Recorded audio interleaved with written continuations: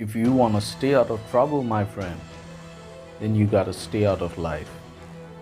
For life is a battlefield and it has no room for the pacifist or the neutral observer. You cannot stand in the eye of the storm with a pen and a paper in hand.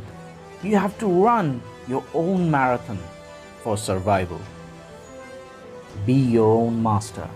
Have faith in your God, not the God of the scriptures, but the one who lives within you. Rise, rise like the phoenix from the ashes of repeated failure to make your mark on the theater of life. Let not the world tell you what you have to do.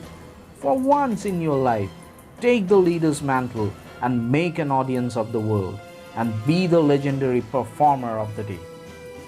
It's perfectly fine to take a few blows, but it's a shame if you cannot deliver back after rising on your feet each time they try to pin you to the ground. You are the God of your universe. You are the axis of your private earth. Let the world know that you are here and let it take a backseat and watch you in awe and admiration while you do what you were born to do. Be a winner. Be yourself.